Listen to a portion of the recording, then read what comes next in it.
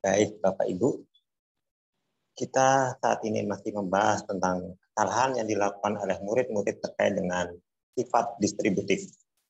Bagi mereka, setiap operasi dapat dimudahkan pada setiap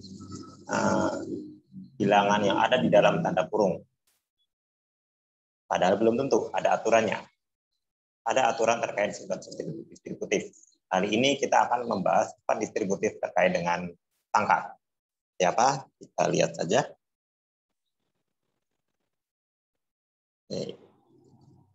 Sebelumnya kita sudah membahas bagian pertama, kita lanjut ke bagian kedua terkait dengan pangkat.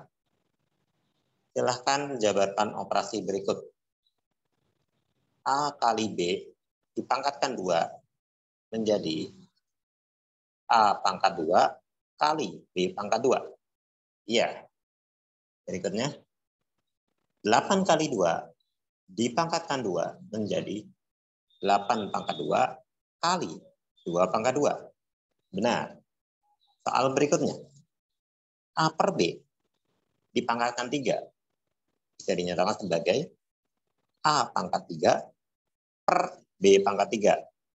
Ya. 8 per 2 dipangkatkan 3 dapat dikerjakan dengan cara 8 pangkat 3 per 2 pangkat 3. Bagus. Soal selanjutnya, akar dari 4 kali 9. Ini bisa dikerjakan dengan cara akar 4 kali akar 9. Akar 4 hasilnya 2, akar 9 hasilnya 3. Sehingga menjadi 2 kali 3 sama dengan 6. Sehingga akar dari 4 kali 9 hasilnya adalah 6. Soal berikutnya, akar dari 4 kali 3. Ini mirip dengan yang tadi. Bisa dinyatakan dengan akar 4 kali akar 3. Nah, akar 4 hasilnya 2, sedangkan akar 3 bilangan irasional. Kita tulis saja apa adanya, akar 3 tidak perlu diubah, sehingga menjadi 2 kali akar 3, atau bisa ditulis 2 akar 3. Soal berikutnya, akar dari 4 pangkat 2 kali 3 pangkat 2. Bisa dinyatakan dengan cara akar dari 4 pangkat 2 kali akar dari 3 pangkat 2. Ada pangkat 2, ada akar, pangkat 2-nya bisa hilang. Sehingga kita bisa mengerjakan dengan cara 4 kali 3 sama dengan 12 tanpa menggunakan akar. Jadi akar dari 4 pangkat 2 kali 3 pangkat 2 itu sama dengan 4 kali 3 sama dengan 12. Soal berikutnya. A tambah B dipangkatkan 2. Dijabarkan menjadi A pangkat 2 tambah B pangkat 2. Salah.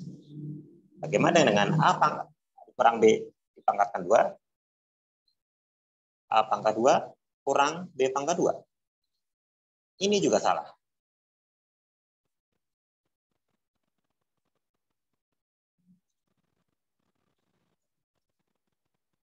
Di sini murid mulai bertanya, salahnya bagaimana?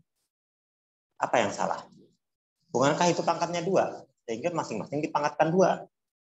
Nah, sebelum saya jelaskan, saya perlu mengenalkan dulu terkait dengan sifat distributif. Sifat distributif terkait dengan pangkat ada 2 macam. Sifat distributif pangkat terhadap perkalian, dan sifat distributif pangkat terhadap pembagian. Tidak ada sifat distributif pangkat terhadap penjumlahan. Itu terlalu jauh beda derajatnya. Dalam operasi matematika, derajat paling rendah itu penjumlahan dan pengurangan. Kemudian yang lebih tinggi adalah pengalihan dan pembagian. Yang lebih tinggi lagi pangkat. Jadi kalau ada suatu operasi yang dipangkatkan, operasi itu adalah operasi penjumlahan, itu terlalu jauh beda derajatnya. Kita tidak bisa langsung menggunakan sifat distributif. Perlu penjabaran lebih. Oke, kita kembali ke slide yang tadi.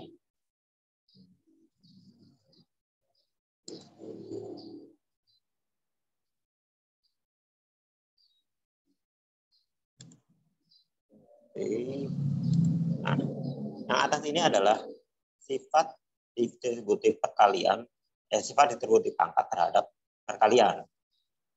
Yang bagian bawahnya adalah sifat distributif pangkat terhadap pembagian. Nah, bagaimana dengan yang ini? Ini ada pangkat, tapi yang di dalam kurung adalah operasi penjumlahan atau pengurangan. Ini perlu kita jabarkan dulu. Bagaimana penjabarannya? Gini. Nah, dipangkatkan 2 itu artinya dikuadratkan. Jadi A plus B pangkat 2 berarti AB kuadrat. Nah, karena bilangan kuadrat adalah bilangan pangkat 2. Karena pangkatnya 2 berarti kita bisa tulis A plus B sebanyak 2 kali. Menjadi A plus B kali A plus B. Ini menggunakan sifat distributif kita bisa jabarkan lagi menjadi A kali A plus B tambah B kali A plus B. Masing-masing kali A plus B. Kita jabarkan kembali. A kali A, lalu plus A kali B, plus B kali A, plus B kali B. Bisa juga dengan mengerjakan yang tengah ini. A kali A, lalu plus A kali B, plus B kali A, plus B kali B. Nah, A kali A bisa dinyatakan sebagai A pangkat 2. Begitu juga dengan B kali B. Ini juga adalah B pangkat 2. Sedangkan B kali A bisa dinyatakan sebagai A kali B. Itu nilainya sama. Berlaku sifat komutatif. Jadi BA sama dengan AB. Kita tulis saja BA ini menjadi AB. Sehingga kita bisa teruskan menjadi A pangkat 2 ditambah AB ditambah AB ditambah B pangkat 2. Di sini AB-nya ada 2. Bisa kita tulis 2AB. Sehingga A plus B pangkat 2 bisa dinyatakan sebagai A pangkat 2 ditambah 2AB ditambah B pangkat 2. Bagaimana dengan A min B dipangkatkan 2? Mirip seperti tadi. Karena pangkatnya 2, kita tulis A min B sebanyak 2 kali. A min B kali A min B. Kita bisa jabarkan seperti tadi. A kali A, lalu A kali min B, atau min A kali B, terus min B kali A, lalu min B kali min B. Negatif kali negatif, hasilnya adalah bilangan positif. Sehingga menjadi plus B pangkat 2. Tadi sudah kita nyatakan bahwa B kali A itu sama dengan A kali B. Sehingga ini bisa kita tulis sebagai A kali B. Nah, yang sebelah kiri adalah min AB. Ya, ada 2 min AB. Kita bisa tulis min 2 AB. Nah, ini bentuk akhirnya. Nah, 2 bentuk ini mengkuadratkan dari penjumlahan itu perlu kita hafalkan, dan kita minta murid-murid kita untuk menghafalkan agar lebih jelas, lebih cepat ketika mengerjakan soal-soal berkaitan dengan kuadrat dari penjumlahan. A plus B pangkat 2 sama dengan A pangkat 2 plus 2 kali A kali B plus B pangkat 2. Sedangkan A min B dipangkatkan 2 sama dengan A pangkat 2 min 2 kali A kali B plus B pangkat 2.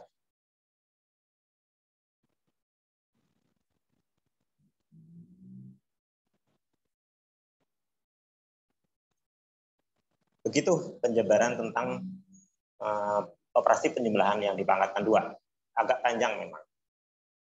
Bagaimana dengan yang pangkat 3? Lebih panjang lagi. Tidak akan saya jelaskan di sini. Lalu bagaimana dengan pangkat 4? Ya lebih panjang lagi, Pak. Gitu pula dengan pangkat 5 dan seterusnya. Jadi untuk menjabarkan suatu operasi penjumlahan dengan pangkat itu perlu ada penjabaran yang lebih panjang daripada yang perkalian. Oke, selanjutnya kita akan bahas soal yang terkait dengan pangkat. Pernah mendengar teorema Pythagoras? Teorema ini sudah diajarkan sejak kita SD, kemudian diulang kembali ketika SMP, lalu diperdalam ketika SMA. Jadi SD, SMP, SMA diajarkan. Tapi masih tetap saja ada yang salah dalam mengerjakannya. Seperti apa? Kita coba lihat. Teorema Pythagoras berlaku untuk segitiga siku-siku. Misalkan A adalah sisi mendatar, B sisi tegak, dan C adalah sisi miring.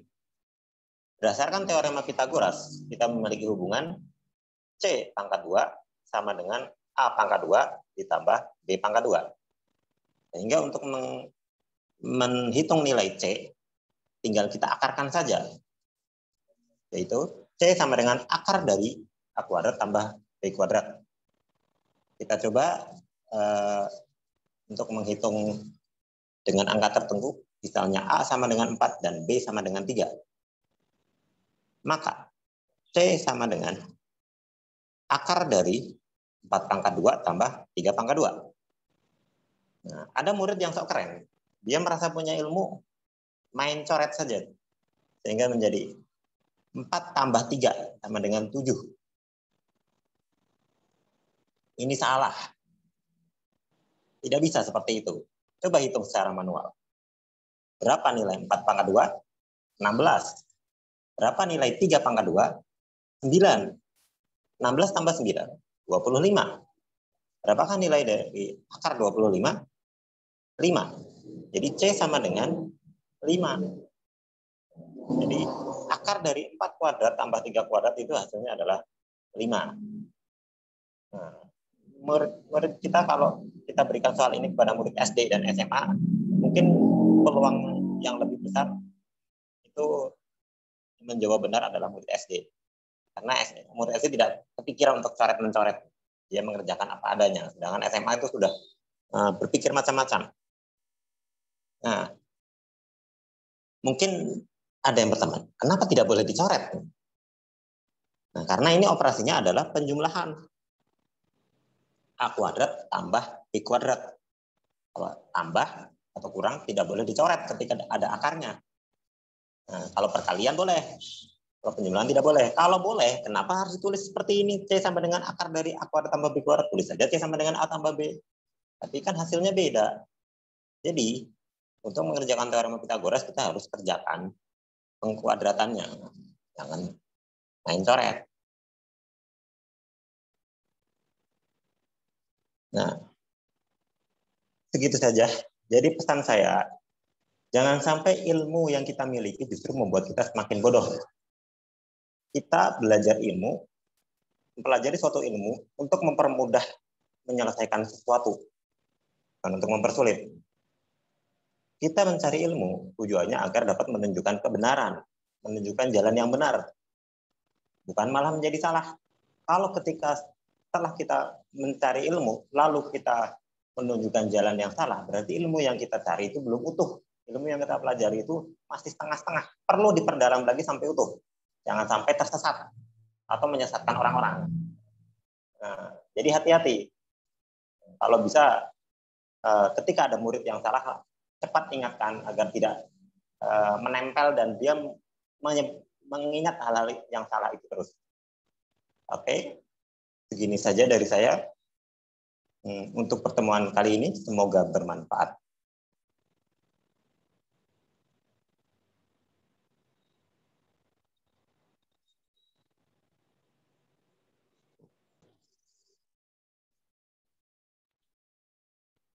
Apakah Anda merasa kesulitan memahami pelajaran matematika atau fisika? Bingung mengerjakan soal-soalnya? Tenang, Anda dapat menghubungi 089513375880, 089513375880. Sampaikan keluhan Anda, tapi sebelumnya perkenalkan diri Anda, tentukan waktu belajarnya, dan apa sarana yang digunakan. Anda dapat menggunakan WhatsApp atau Zoom Cloud Meeting. Pada waktu yang telah disepakati, kita bisa langsung membahas soal-soal yang belum bisa Anda jawab.